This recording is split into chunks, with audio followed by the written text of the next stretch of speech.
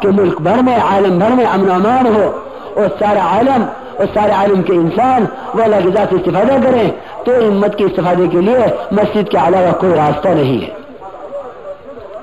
ہر امتی کو مسجد والا بنایا، اب اپنی مسجد کے 5 کام اس کو اہتمام کے ساتھ اپنی مسجد کے کاموں کو مقصد بنا کر ہمیں اہتمام کے ساتھ کرنا ہے۔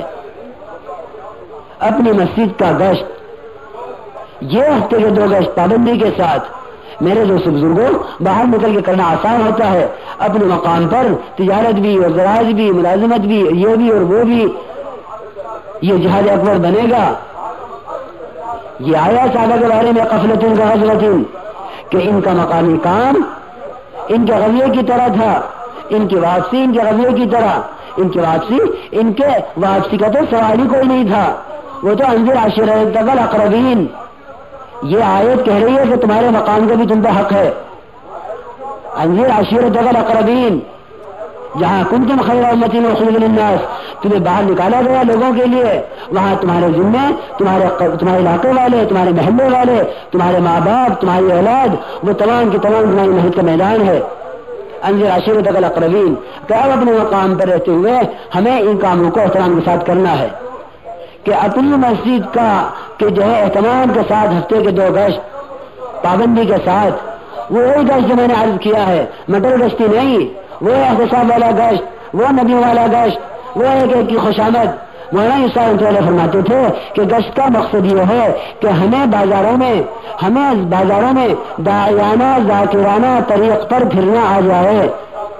ابھی تو ہمارا گشت گھنٹہ بھر 10 منٹ کا یا 20 منٹ کا، میرے دوست بزرگوں یہ کام نہیں ہے، یہ تو کام تک پہنچنے کے ذرائع ہیں، یہ نصاب نہیں ہے، یہ تو اصل تک پہنچنے کے ذرائع ہیں کہ ایک امتی اپنی مسجد کے ماحول میں، بازاروں میں اور اپنے گھروں میں، اپنی گلیوں میں ہر جگہ داعیانہ اور ذاکرانہ طریق پر پھرنے لگے ایک امتی، اور ایک امتی مشورہ بن جائے۔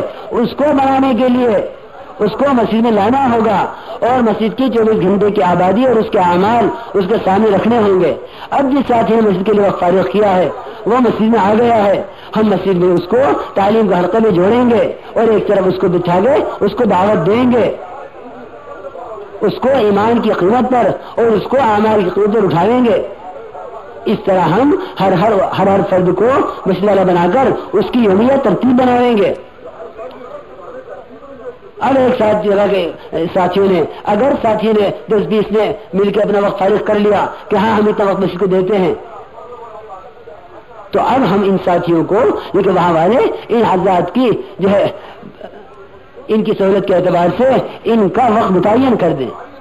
ہمیں مسجد کے لیے وقت متعین کرنا ہوگا، یوں نہیں کہ جب فرصت ملے گی کر لیں گے، نہیں، مسجد کا وقت متعین کر دو، 8 گھنٹے مسجد کے، 8 گھنٹے کاروبار کے، 8 گھنٹے اپنے گھر کے۔ یہ تو اس لیے ہے کہ تاکہ ہم اصل پر آ جائیں۔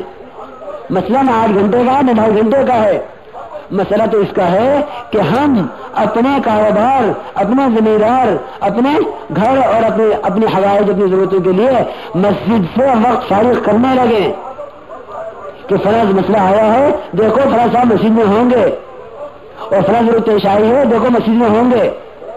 امت کو اس پر لانا ہے اور امت کو اسی پر آنا ہے، وہاں پہنچ کر ہمارا کام شروع ہوگا کہ امت اپنے مسائل کے لیے اپنے آپ کو کام سے فارغ کرنے لگے کہ بھائی مجھے ذرا فرصت دو تو میں یہ کام کر لوں۔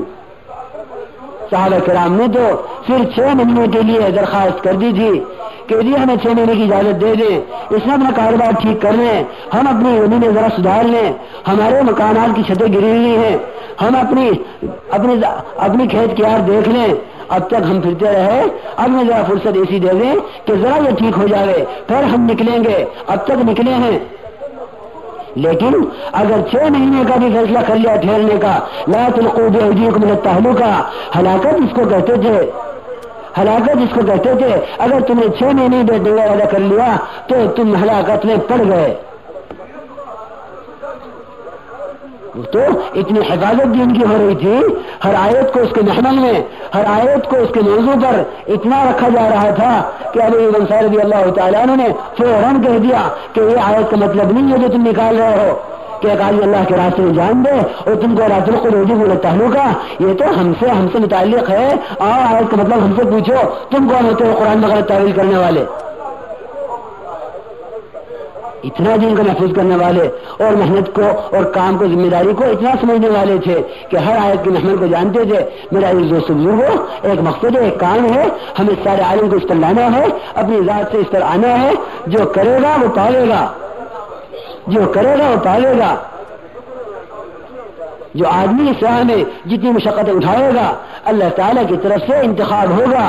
اللہ تعالیٰ کے یہاں تو قربانیوں پر پوچھ ہوتی ہے، قربانی پر پوچھ ہوتی ہے.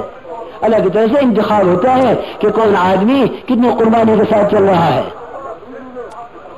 اللہ اعلم حیث یجعل رسالتہ، اللہ یستفی من الملائکۃ رسلا ومن الناس. اپنی محنتوں پر ہمیں اپنی محنتوں پر اعتماد نہیں کرنا چاہیے، بلکہ ہمیں تو اپنی محنتوں میں اخلاص مانگتے ہوئے اللہ کے یہاں اپنے آپ کو قبول کرانا چاہیے. اے اللہ تو ہمیں قبول کر لے. بس جب اس طرح سے محنت کریں گے اور کام مقصد بنائیں گے، اللہ تعالیٰ کا وعدہ ہے. اور اس دعوت کی محنت کے ساتھ تو اللہ تعالیٰ کا ہمیشہ وعدہ رہا ہے. اور سارا قرآن دعوت کی محنت پر اور دعوت کے اشتغال پر ساری برکتوں کے وعدے سے بھرا ہوا ہے. فقلت استغفروا ربكم انه كان غفارا يرسل السماء عليكم مدرارا. کہ اللہ تعالیٰ پہلے دنیا کا نظام دعوت کے ذریعے درست کریں گے اور پھر ان کی آخرت بھی دعوت پر ہی بنائیں گے. اس لیے سارا مسئلہ دنیا اور آخرت کا جو حل ہوگا وہ دعوت پر ہوگا. حضرت جی رحمۃ اللہ علیہ فرماتے تھے کہ دعوت کے امت میں دعوت کے آتے ہی ہر چول اپنی جگہ آ جائے گا، ہر چول اپنی جگہ خود آ جائے گا. اس لیے میرے دوست بزرگوں اب ارادے کر لو، نیتیں کر لو. ہمیں اس کام کو زندگی کا مقصد بنا کے کرنا ہے اور اس کام کو سارے عالم کو سامنے رکھ کے کرنا ہے.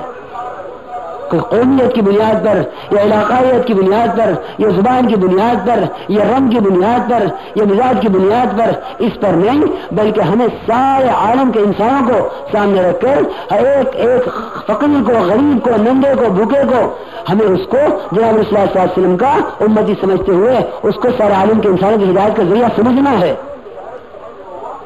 جناب رسول اللہ صلی اللہ علیہ وسلم کے یہاں ایک کالا آدمی آیا، ایک کالا آدمی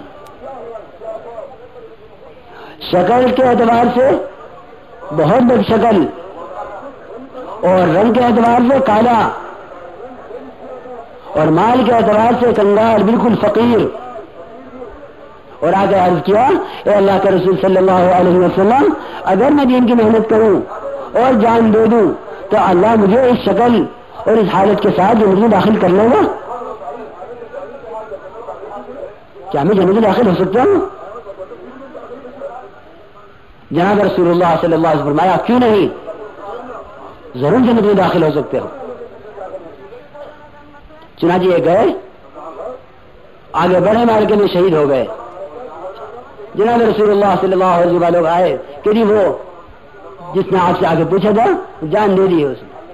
جناب رسول اللہ صلی اللہ علیہ وسلم اس کے جنازے پر تشریف لائے اور آگے آپ اس کو دیکھ کے مسکرائے اور آپ نے فرمایا قد حسن اللہ وجہک، اللہ نے تیرا چہرہ کتنا خوبصورت کر دیا اور تیری خوشبو کتنی بڑھا دی اور تیرا مال کتنا بڑھا دیا، تیرا مال کتنا بڑھا دیا. اور پھر صحابہ کرام سے فرمایا جناب رسول اللہ صلی اللہ علیہ وسلم نے کہ اس کی جب جان نکلی تو دو حوریں جنت کی وہ آپس میں جھگڑ رہی تھی کہ اس کے کرتے اور اس کے بدن کے درمیان ہم میں سے پہلے کون داخل ہو، ہم میں سے کون داخل ہو اس کے کرتے اور اس کے بدن کے درمیان. وہاں بات اس پر نہیں تھی کہ کون کر سکتا ہے کون نہیں کر سکتا. ہاں یہاں دعوت مال موقوف نہیں ہے، یہ قومیت موقوف نہیں ہے، یہ سجات موقوف نہیں ہے. وہاں تو حضرت عمر رضی اللہ تعالیٰ کے بارے میں یہ تھا کہ اگر اس کے ہاتھ میں ایک اونٹ کی رسی بھی دی اسے بھی نہیں چلا سکتا. لیکن جب جناب رسول اللہ صلی اللہ علیہ وسلم کا دامن تھاما ہے اس پر اللہ تعالیٰ نے وہ استعداد دی ہے لوکان بعدی نبی لکان عمر کہ میرے بعد اگر نبی ہو سکتے ہیں تو عمر ہو سکتے ہیں.